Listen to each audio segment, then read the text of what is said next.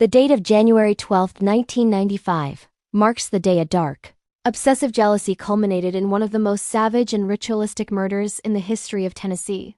The victim was 19-year-old Colleen Slemmer, a student at the Knoxville Job Corps Center, whose life was brutally extinguished by a group of her classmates, led by the charismatic and deeply disturbed Krista Pike. The crime was a chilling descent into the occult, a true crime of passion and depravity that would send the youngest woman in the United States to death row. Remember to comment, like, share, and subscribe so you don't miss future episodes of the Calendar of Crime. Krista Gale Pike's early life was marked by instability and neglect. Born prematurely in 1976 in Beckley, West Virginia, her parents' tumultuous relationship and frequent negligence left her feeling unloved, a sentiment she attributed to her grandmother being the only one who cared for her. This unstable environment led to frequent school changes and emotional distress, including an overdose attempt in 3rd grade and a suicide attempt at age 12 after her grandmother's death. These early experiences painted a picture of a troubled youth struggling with emotional and psychological issues. Her teenage years continued this pattern of instability, characterized by both being a victim and perpetrator of violence. She was sent to a juvenile facility in 10th grade, where she discovered the Job Corps program.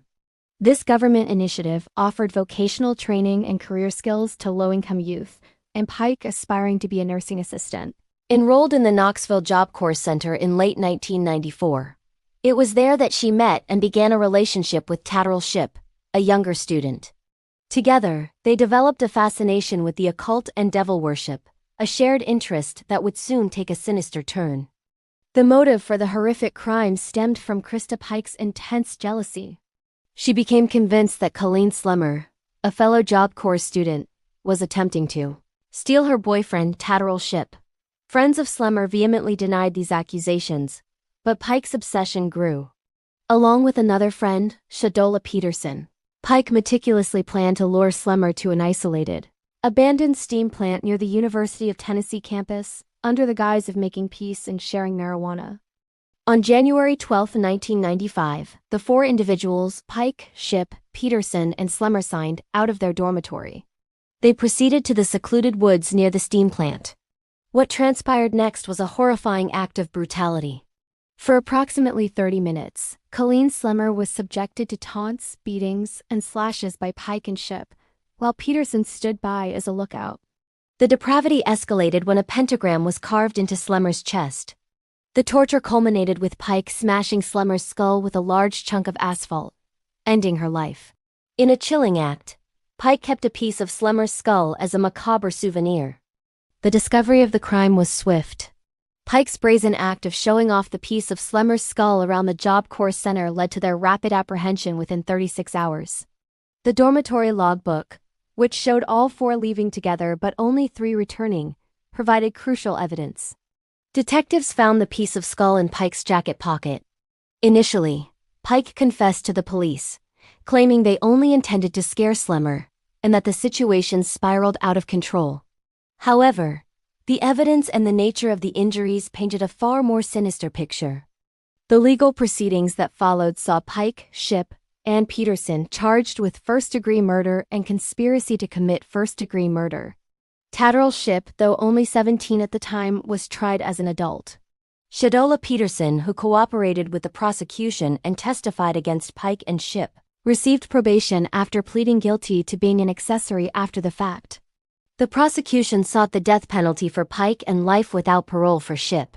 During Pike's trial, the overwhelming evidence, coupled with her confession, led to a swift verdict. On March 22, 1996, after only a few hours of deliberation, Krista Pike was found guilty on both counts. 8 days later, she was sentenced to death by electrocution for the murder and an additional 25 years for the conspiracy charge. In January 1997, Shipp was also found guilty. However, due to the jury's inability to unanimously agree on a life without parole sentence, the judge sentenced him to life in prison with parole eligibility, along with a consecutive 25-year sentence for conspiracy, ensuring he would not be eligible for parole until his late 40s or early 50s. Shipp is scheduled for parole eligibility in January 2026. Pike's appeals process was tumultuous. She repeatedly launched, canceled, and relaunched appeals.